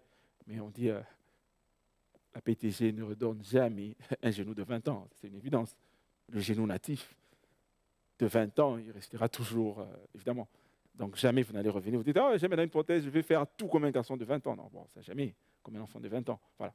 Mais l'objectif, ça c'est quelque chose de très important, c'est ça, c'est dans la chirurgie prothétique, et donc l'objectif reste d'améliorer les douleurs, si pas de les faire disparaître au bout d'un certain temps. Évidemment, ça disparaît, d'améliorer le périmètre de marche. C'est un patient qui pouvait marcher 5 mètres. J'en peux plus, j'ai des fortes douleurs, docteur, ça ne va pas.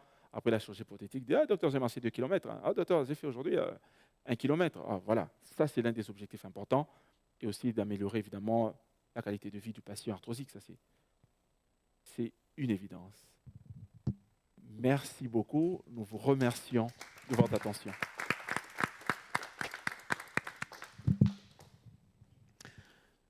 Comme vous n'êtes pas nombreux, il faut applaudir 2 fois plus. Merci. Merci beaucoup. Est-ce qu'il y a des questions? Par applaudissement, qui a déjà été opéré du genou? Ouais, ça c'est la meilleure des questions. Oui. Aussi donc.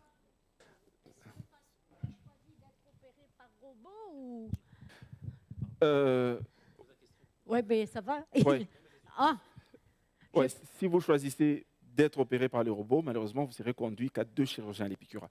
Parce qu'il n'y a que 2 chirurgiens qui utilisent le robot. Le docteur Jacques Ernigo, qui est mon promoteur de thèse, évidemment mon maître, c'est lui qui m'encadre, et le docteur Antoine Calvier. Tous les autres, là, ils n'utilisent pas le robot. Et donc, du coup, si vous choisissez, c'est votre choix.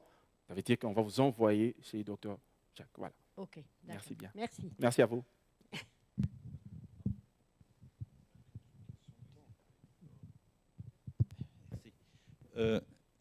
Comment tient en fin de compte la prothèse? Est-ce qu'elle est scellée, vissée aux os? Ah, bah, d'ailleurs, j'ai un exemple, j'ai un modèle, je ne sais pas si je peux vous montrer. C'est mieux, hein? Merci, je m'excuse.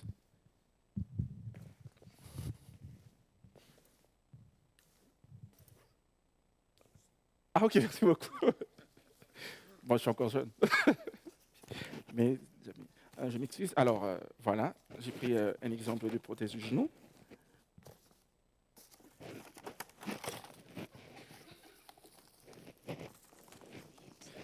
Vous dites ouais, 1 minute, s'il vous plaît. Oh, putain.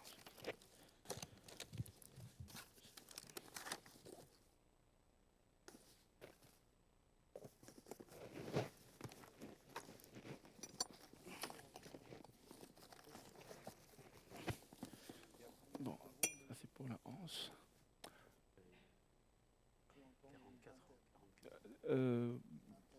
Le nombre Combien de robots en Belgique? pour le genou, 44 dans la Flandre et 4 pour la Wallonie. 44 en Flandre Ouais. et 4 en Wallonie. Non, 2 chirurgiens au centre où je travaille. Il n'y a que 2 qui le font. À Ornu. Bon, je ne connais pas pour Bruxelles. Moi, je suis vraiment affecté.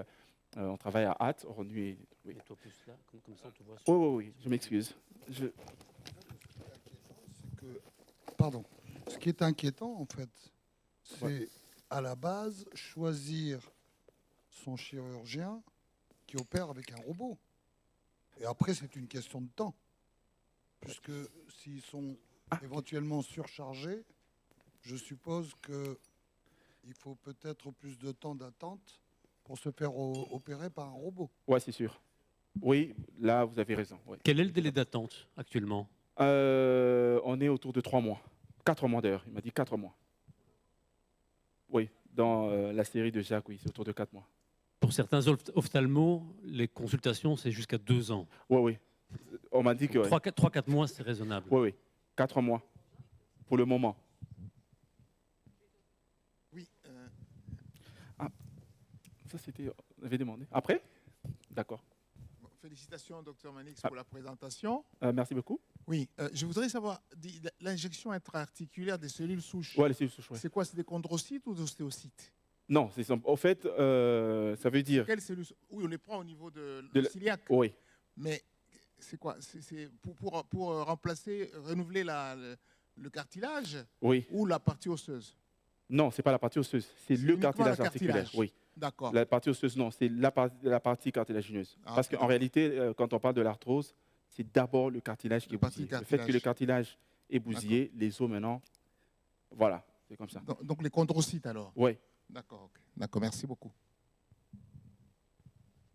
Ah, merci. Alors, j'ai pris un exemple des prothèses, voilà, c'est comme ça. C'est l'un des modèles. Il y en a beaucoup. Ça, c'est l'un des modèles. Alors, toutes en 3 parties. Voilà, donc il y a ça, c'est la partie qui va remplacer le bas du fémur qu'on aura coupé. Donc, le bas du fémur qu'on aura coupé sera remplacé par ça. Non, il y a des tuites là. Là. Des petites tuites là. Oui, on va faire 2 petits trous. Je ne sais pas si je peux. Il y a une image là. Je crois qu'il y a une image qui montrait. Il y a une des images. Voilà. Alors, je ne sais pas si c'est ici. Voilà. Il y a 2 petits trous là qu'on fait là, quelque part là-bas. Et donc ça sera ancré dedans. Les 2 petites tuites là vont entrer là-bas à l'intérieur. Donc après avoir coupé toute cette partie, évidemment, tout ça, c'est ça qui va entrer dans la partie fémorale. Et donc ça, c'est la partie fémorale de l'implant. Ça rentre comme ça, c'est suffisant. Mais il y a des modèles où on doit accrocher. Ça dépend des fabricants, évidemment. Mais la majorité de ceux qu'on utilise, c'est juste comme ça, c'est simple. Mais attention, ça dépend. En fonction de la qualité de l'os, ça veut dire, il y a des patients qui ont des os ostéoporotiques, ça veut dire des os fragiles, on est obligé d'y ajouter le ciment. Ouais, le ciment, on est obligé d'ajouter pour une bonne ténue. Mais un patient qu'on opère avec des os bien, quand vous coupez, c'est bien dur, on n'a pas besoin de tout ça, c'est juste 2 petits trous, et puis les tuites là vont entrer à l'intérieur. Et la ténue, on y tape juste. Le ciment se met là. Voilà, ce que vous voyez en blanc ici, c'est le ciment. Ça veut dire on met là, on met là, on met là, on met là, on met aussi dans les petits trous d'accroche. Et puis, paf, avec le ciment, ça tient très, très, très bien. Mais le ciment, on ne le met que lorsque la qualité de l'os n'est pas bonne. Oui, quand elle est bonne, ça tient de soi, direct. Ouais, c'est la même chose pour les tibias. Donc, voilà. Qualité de l'os, très bon. On n'a pas besoin de mettre du ciment. C'est direct, on a coupé. Lorsqu'on a fait la coupe tibiale, on est... la coupe tibiale, je ne sais pas, on est là. Lorsqu'on a fait là-bas, dans le vide là, lorsqu'on a fait la coupe tibiale là-bas, on prend cette partie plate, on la fait rentrer, donc on la pose comme ça, c'est tout. Et puis bon, ça c'est le polyéthylène, hein, ça c'est parce que le principe c'est quoi? Le principe c'est que il faut jamais y avoir métal-métal. Ça va pas aller, sinon ça va grogner là-bas des temps. Donc métal, ou on peut utiliser un alliage différent, de l'acier, ou on peut utiliser du titane, mais ça c'est le polyéthylène. Voilà. Une autre matière. Le plateau, voilà, exactement. Ça remplace, ça va jouer le rôle du cartilage, exactement. C'est du polyéthylène. Ça, c'est de l'acier. De l'acier, oui. Oui, c'est lourd. Ah, c'est lourd, hein. Il y en a beaucoup. Les firmes il y a beaucoup de types. Il y a de l'acier, il y a un mélange de cobalt, chrome, molybdène, il y a du titane, il y en a beaucoup. Alors ça dépend de l'expérience du chirurgien, ça dépend. En fait, les aciers peuvent être, après, on peut rajouter plusieurs additifs, plusieurs métaux différents pour avoir des caractéristiques différentes. Exactement. Donc quand on parle de molybdène, chrome, vanadium, mais c'est dans de l'acier à la base. Exactement. Donc après, dans le processus de fabrication de l'acier, les ingénieurs vont injecter toute une série de métaux différents en fonction des caractéristiques qu'on souhaite. Oui, c'est lourd. Ouais, c'est lourd.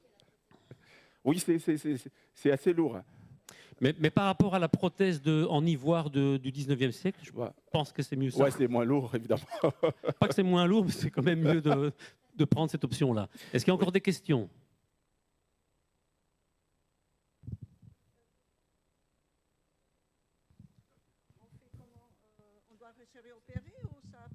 Ah, les adhérences après l'intervention? Oui. Bon, ça dépend.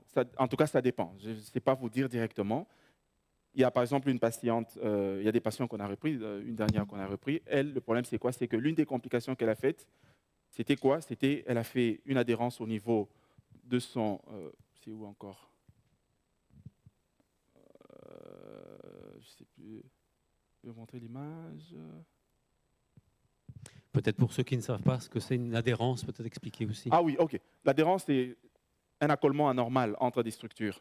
C'est ça une adhérence. Ça veut dire 2 tissus qui normalement ne devaient pas être accolés, pouf, elles s'accolent. Ou En général, anormalement. Voilà, en général, pendant les opérations, quand on ouvre, il y a une réaction inflammatoire. Oui. Et la réaction inflammatoire fait qu'après, les tissus s'accolent. Oui, mais le problème, c'est que quand ça colle, la réaction inflammatoire doit être coupée rapidement pour que ça ne colle pas beaucoup plus. Alors, il y a certaines personnes, malheureusement, cette réaction inflammatoire, elle continue, l'organisme, et là, maintenant, vous aboutissez à un accollement anormal. Alors, je réponds, je ne vois pas l'image, la dia là. Alors, ça dépend du type d'adhérence que vous faites. Il y a des adhérences tellement fortes qui font que le muscle se rétracte même. En rétractant, il tire la rotule vers le haut. Et là, ça devient très compliqué. On appelle ça évidemment patella, patella alata, donc patella haut situé, voilà. Anormalement, à cause de la rétraction, adhérence au niveau du quadriceps, ça rétracte, ça tire vers le haut. Malheureusement, vous avez un blocage articulaire. Il est des fois où on est obligé d'ouvrir. Ça dépend des angulations. C'est à l'appréciation, encore une fois, du chirurgien. C'est au cas par cas. Mais il y a des adhérences très fortes, rien à faire, il faut réouvrir. Mais quand on ouvre, on n'enlève pas l'implant, c'est ça. On corrige les adhérences, on va libérer, on va ouvrir. Parfois, on ouvre, on coupe ce qu'on appelle les ailerons rotuliens pour libérer vraiment le genou. On n'est pas obligé d'enlever l'implant. Non, ça passe avec la kiné. Ça passe normalement avec une kinésithérapie bien faite, ça va passer. Oui. Mais quand c'est gros, on n'a pas de choix. Parfois, il faut opérer, mais on n'enlève pas l'implant. C'est ça ce qui est bien. Merci.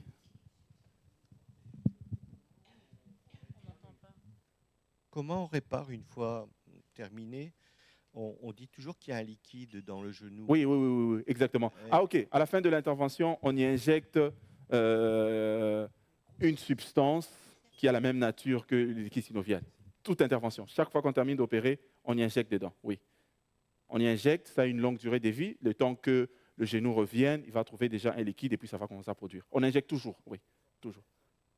Non. Le temps, de toute façon, le liquide qu'on injecte a une durée de vie assez longue. Au bout de 3 semaines, la réaction inflammatoire va diminuer et ça va produire normalement. On ne va pas faire plusieurs fois, non. Ouais, oui, soi-même. C'est pour ça qu'on doit être le moins invasif possible pour ne pas abîmer toutes ces structures tout autour pour leur permettre de continuer à faire son rôle. Alors quand on ne connaît pas très bien la technique et puis on délabre tout, c'est ça aussi les conséquences. Donc c'est comme ça qu'on vous dit, il faut rester vraiment centré sur le genou. N'allez pas vraiment à gauche, à droite, parce que toutes ces structures qu'on appelle périarticulaires sont très, très, très importantes, évidemment, notamment dans la sécrétion du liquide synovial après. Bon. Voilà, moi c'est pour mon fils en fait. D'accord. Enfin, je viens pour moi et pour mon fils, du coup. Bon, il n'a pas pu se déplacer. Enfin bref, je suis sa mère, quoi. Voilà. D'accord. Donc, bah ouais, forcément. C'est la timidité. Du coup, j'ai pas l'habitude, voilà. Donc, il a 25 ans. Il a fait l'armée, allez, 4 ans et demi, quoi. Ouais. Donc, je pense que maintenant, enfin, il a été voir un généraliste. Ouais. Enfin, une généraliste, du Oui. coup. Bon. En fait, ce qui se passe, c'est que il a un gonflement au niveau de... Enfin, je fais relation avec l'armée parce que charge lourde, machin, enfin, voilà, enfin, je suis pas médecin, mais quelque part, voilà, c'est pas anodin non plus. Oui. Alors, il a fait de la musculation aussi après l'armée, enfin, à l'armée aussi. Et du reste, il a que 25 ans, en fait. Ouais. Donc, une prothèse, machin, voilà, enfin, vous me comprenez, du coup, il a que 25 ans. Maintenant, ce qui se passe, c'est que il s'avère qu'il a fait un scanner avec le médecin généraliste. OK. Donc voilà ce qui se passe, voilà, un scanner. Enfin, il n'y a rien à faire pour l'instant, quoi. Mais lui, il veut pas opération non plus, parce que bon, moi non plus, je suis pas d'accord. Il n'a que 25 ans. Bon, maintenant, s'il s'avère que ce serait nécessaire, oui. Enfin, je sais pas vraiment, quoi. Enfin, mais en fait, moi, je pense que la kiné, déjà dans un premier temps, voilà, je pense aussi. Et puis, je pense aussi au RP, là. Du coup... PRP. Enfin, voilà, j'ai... Ouais, le PRP, oui. Ouais, enfin, bref, voilà. Du coup, je sais pas trop. En fait, je nage un peu avec mon fils. Du coup, il est jeune pour une prothèse, c'est pas... Je comprends, mais je comprends pas l'intégration de la prothèse, là. Dans le coup, je comprends pas. Je sais pas, parce que, en fait, il y a des gonflements au genou, ça se passe, bon, et ça revient, enfin... Non, de toute façon... C'est que kiné, en fait. Mais il a très mal, je veux dire, il a mal, quoi. Il souffre du... Ouais, je comprends. Le problème, c'est que les résultats du scanner disent quoi? C'est le kiné. À 25 ans de prothèse, non. C'est ça, en il peut fait. pas avoir 25 une ans, c'est trop jeune. Peut-être c'est un truc inflammatoire, parce qu'avoir un gonflement du genou, ça peut être beaucoup de choses. Ça peut être un truc inflammatoire seulement. Apparemment, parce qu'à son âge, non. Ça en reste là, quoi. Voilà, à son âge, ça n'existe pas. Une prothèse de genou à 25 ans, non. Moi, à moins que ce soit un accident avec un genou complètement bousillé. Justement, mais moi, moi, du coup, j'ai eu un accident de voiture. Bon, donc j'ai une prothèse de genou complète. On m'a opéré, je ne sais plus, il y a 5 ans de ça, j'ai 54 ans. Ok. Donc on m'a dit, vous êtes jeune pour, des gens, voilà, comment dire, en rééducation. On me dit, Ouais, mais ouais. voilà, bon, ils ne savaient pas ce que, voilà, j'ai raconté, Je machin. comprends. Voilà, moi, voilà. Donc il s'avère que, voilà. Mais bon, pour mon fils, voilà.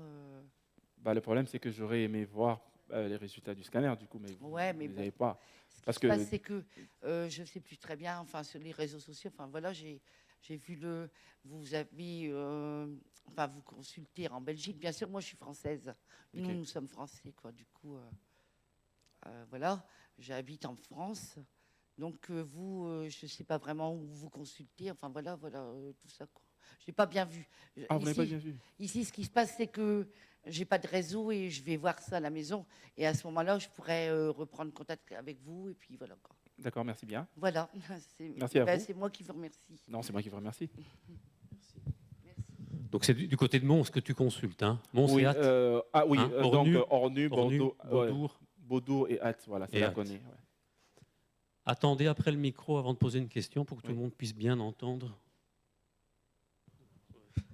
Je ne sais pas si vous allez savoir régler mon problème, Je ne sais pas non plus, on va mais essayer. assez fréquemment, j'ai un liquide qui se met dans mon genou Ouais, et je ne sais plus marcher. Ouais. Et il devient énorme. Donc, je dois chaque fois aller aux urgences et on doit me pomper. Mais je n'ai pas mal au genou normalement. Oui. Donc, ce n'est pas une question de prothèse ni rien qui joue. Ok, ce qui est vrai, c'est qu'avoir un liquide dans le genou, c'est aussi un signe aussi indirect d'une arthrose. C'est aussi, parmi les signes, il y a aussi parfois une tuméfaction du genou due évidemment à un liquide réactionnel à cause du fait que ça commence à frotter. Il y a des patients qui n'ont pas de douleur, mais qui ont évidemment un liquide comme ça, mais c'est sûr qu'on vous a déjà fait une écho du genou, c'est sûr qu'on vous a déjà fait une IRM ou un arthroscan. C'est sûr qu'on vous a déjà fait, non? Parce qu'on ne va pas se mettre là à pomper le liquide et puis on ne vous fait pas. Ça, je ne pense pas. Vous avez quand même une IRM ou un arthroscan, un truc comme ça. Ah non, c'est pas possible. Ah non, c'est pas possible. Non. Je crois qu'à partir de lundi, tu vas avoir beaucoup de consultations. Non, mais c'est pas. Et je pense que tu offres 50% sur la prothèse, c'est juste? En tout cas, 30% au moins. Non, mais ça m'étonne quand même parce que c'est quand même bizarre. Hein. Ouais, c'est pas grave, mais il faut qu'on ait quand même une cartographie de votre géno parce que les jours que vous aurez mal, ça sera peut-être sans avoir mal et puis la douleur maximale.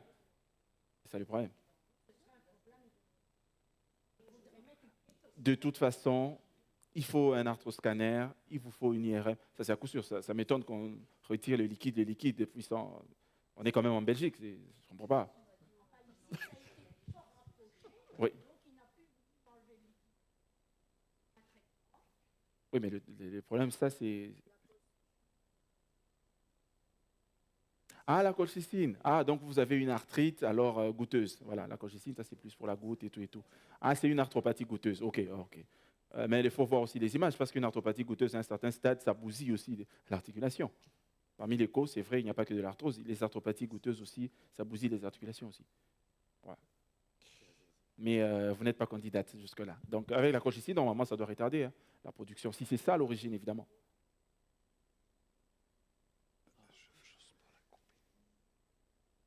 Merci bien. Oui. Moi, je voudrais vous poser une question. C'est D'accord. en admettant que j'ai une usure anormale Ouais. de mon cartilage, Parfait. est-ce que la recomposition du cartilage, Ouais. elle se fait en combien de temps et auquel cas est-ce qu'elle peut se faire Merci beaucoup. Voilà.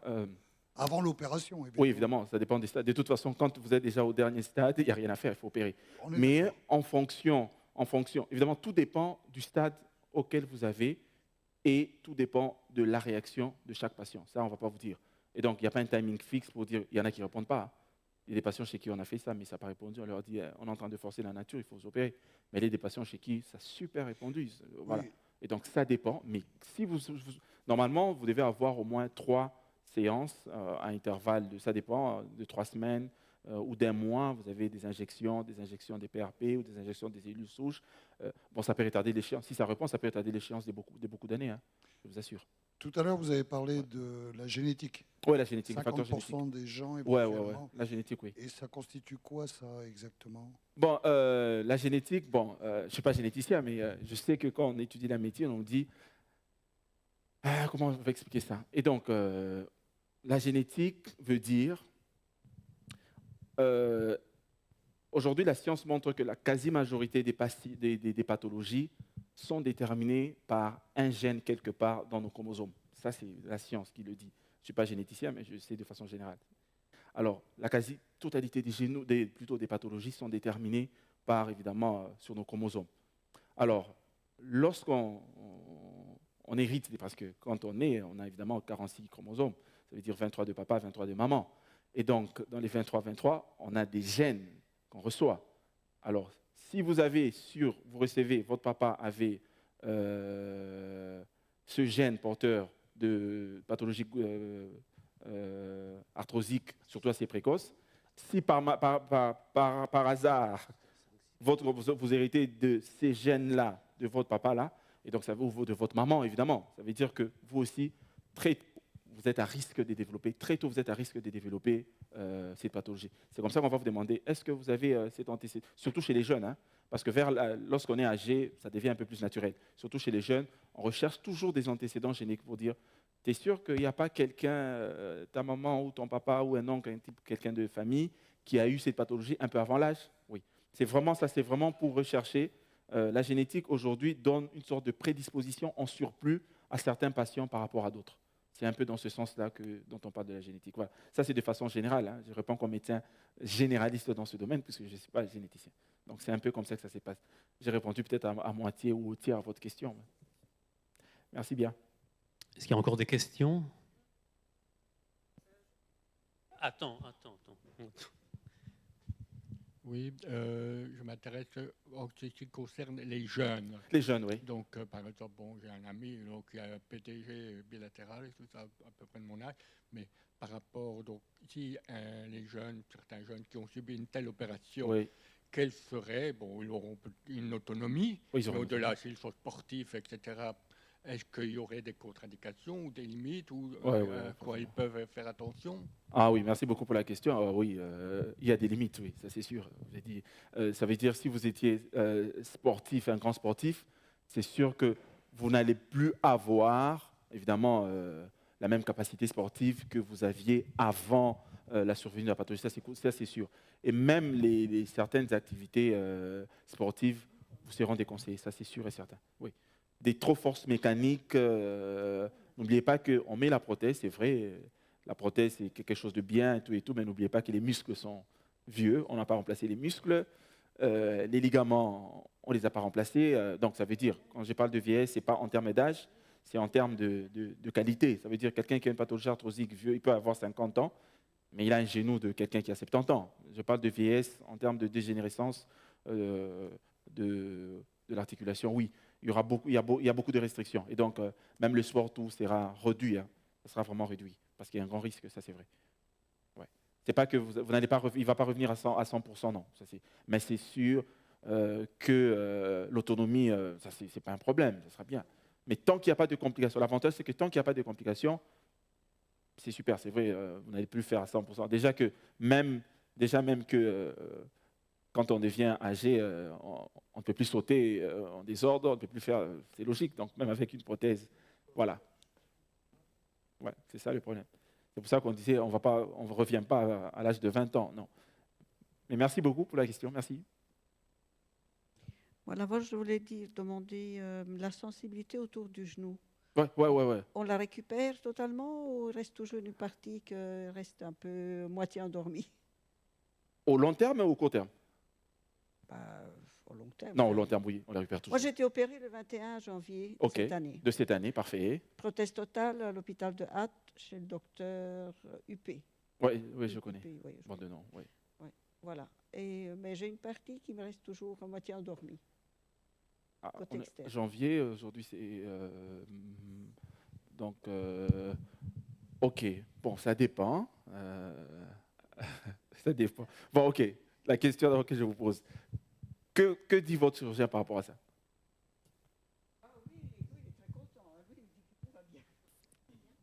OK. Et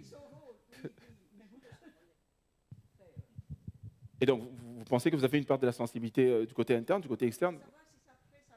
Oui, normalement, ça revient. Parfois, des troubles de la sensibilité comme ça sont dus à des petites lésions nerveuses, peut-être passées inaperçues, mais souvent des... Oui, c'est possible, oui. Mais ça revient. Ça revient de toute façon, Oui, ça revient. oui, elle est impatiente. Oui, c'est vrai, ça revient. Et elle sera une patiente peut-être prochainement. Mais ça revient. C'est assez précoce pour dire que non. 1 mois et demi, 2 mois, c'est assez précoce pour évidemment juger de dire non. C'est bon, ça va revenir, c'est sûr. OK. Les autres questions, vous allez les poser après. Moi, je vais clôturer ici maintenant. J'ai quelques petits commentaires et quelques questions aussi. D'accord, merci. Donc, tout d'abord, merci d'avoir rappelé la chance qu'on a ici en Europe d'être très, très bien soigné. Non, c'est sérieux. Ouais. Ensuite, je voulais revenir, tu avais parlé de l'Inde, en fait. Est-ce que ce n'est pas une question de densité de population et le fait qu'en Inde, il y a énormément de travail dans des très mauvaises conditions.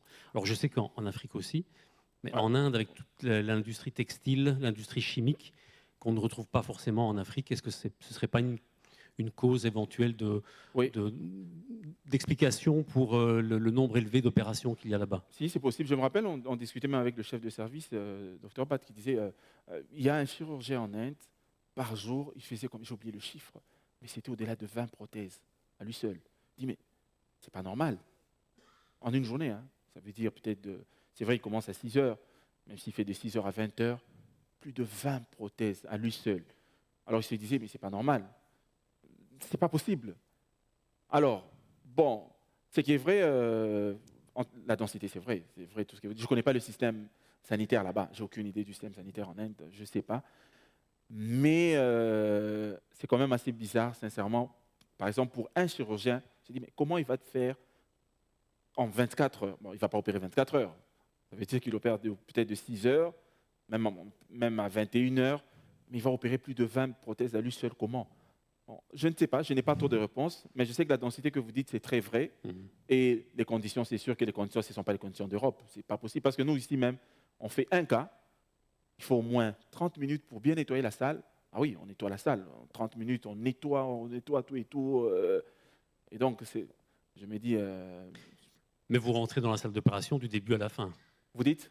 Vous êtes dans la salle d'opération du début à la fin. Parce Moi, personnellement? Peut-être peut-être que ce chirurgien-là, il arrive quand tout est déjà prêt, installé par un assistant, et puis il s'en va juste avant. Peut-être qu'aussi il a 20 salles d'opération. Peut-être qu'il a 20 salles d'opération. Alors on apprête tout, il fait juste ça. Parce que le plus important ici, même quand on opère avec le maître, c'est que les étapes essentielles, il les fait seul. Après, il te laisse fermer. Peut-être que c'est ce qu'il fait.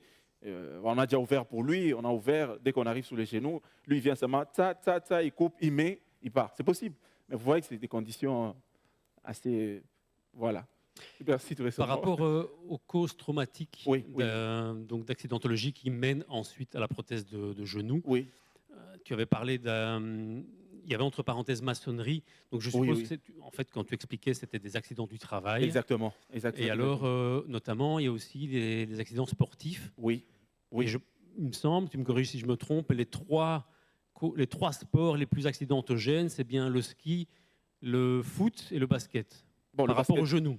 Bon, le basket, je n'ai pas vu ici en Belgique parce que j'ai l'impression aussi que le niveau de basket en Belgique il n'est pas très chaud. Non, c'est vrai. Non, ça veut dire qu'on a beaucoup de footballeurs. D'ailleurs, il y a un qui est chirurgien sportif. Il a fait le genou sportif. On lui a mis toutes les reconstructions. J'ai appris à faire les constructions du LCA, donc le ligament croisé antérieur par arthroscopie. Chez les sportifs, oui. Mais le basket, je ne sais pas. Je vais pas dire ce que je ne connais pas. Ok. Et alors, moi, j'avais une question par rapport à l'efficacité de la chondroïtine sulfate et glucosamine. Oui. Parce qu'on parle souvent de ces... Alors, ça, c'est par rapport à une administration orale. Oui. Comprimés, donc les comprimés qu'on prend pour 3 mois, éventuellement 6 mois. Exactement. À l'époque, moi, j'avais suivi un petit peu les études.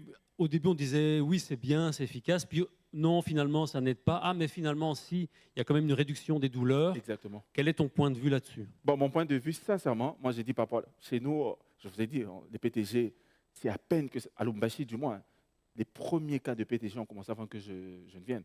C'était des médecins sud-africains ou le chirurgien général qu'on avait envoyé en Inde faire 3 mois. Il avait commencé à faire les premiers cas. Bon, ok. Mais la quasi-majorité des patients, on les met sous, ce que vous avez dit, la chondroïtine sulfate. C'est comme ça, 3 mois, 6 mois. D'ailleurs, on fait des trucs de 6 mois. Mais en réalité, personnellement, c'est que j'ai vu chez nous, ça soulage. En tout cas, quand on est encore au stade 2, stade 3, en tout cas, ça soulage. En Afrique, c'est ce qu'on fait. On retarde vraiment, on améliore vraiment la qualité des symptômes, rien que parce que c'est ce qu'on fait chez nous. On fait chondroïtine sulfate A et glycosamine pendant 3 mois, 6 mois. C'est ce qu'on fait chez nous, dans mon université. C'est ce que je prescrivais à longueur des journées pendant des années. Ouais. Mais ça va quand même, ça améliore. Ouais, et concernant l'injection d'acide hyaluronique, quand est-ce qu'il ne faut pas injecter? Non, il ne faut pas injecter. Non, en tout cas, il faut injecter. Il y a des contre-indications? Bon, contre-indication absolue, non.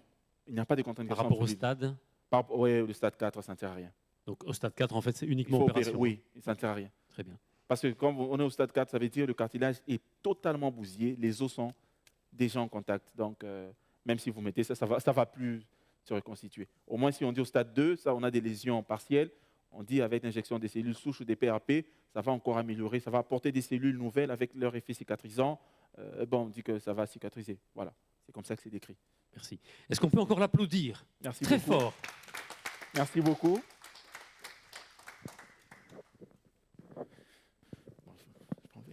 Merci. Donc tout le monde est heureux d'avoir découvert cette chirurgie robotisée.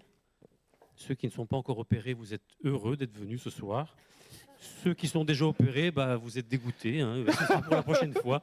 Merci beaucoup. Merci. Mais pour l'autre genou, peut-être. S'il y en a encore un qui doit être opéré. Donc, avant de passer au buffet, avant de terminer, peut-être pour nos deux invités là ce soir, Emmanuel aussi. Donc, nous avons un projet humanitaire au sein de la communauté. Donc, on a créé en 2021 une association, l'ASBL Interface Compassion Internationale, qui a pour but de construire un centre médical à Calais. Calais, c'est dans l'est de la RDC. On a acheté un terrain là-bas, sur les berges du lac Kivu. On a un projet, donc c'est de construire ce centre médical ici, avec toute une série de pavillons différents qui vont accueillir une salle d'opération à terme, des box de consultation, radiologie, laboratoire, etc. Alors, actuellement, on en est au stade de la construction. Donc là, on a terminé les fondations du premier pavillon et du deuxième pavillon. Le premier servira pour l'accueil, la réception des patients, avec une salle d'attente et alors un box de consultation, un tri en fait, un tri pour les patients qui arrivent. Et le deuxième pavillon servira à accueillir 4 box de consultation, chirurgie générale, gynécologie, psychologie, consultation générale, etc. Et donc, au fur et à mesure qu'on pourra continuer, on va évidemment étendre le projet. Vous avez ici l'équipe les maçons, les constructeurs. Donc, il y a l'entrepreneur avec son équipe. On les a tous équipés. Et actuellement, au vu de l'actualité, c'est un peu plus compliqué, mais ça reprendra dès que ce sera possible.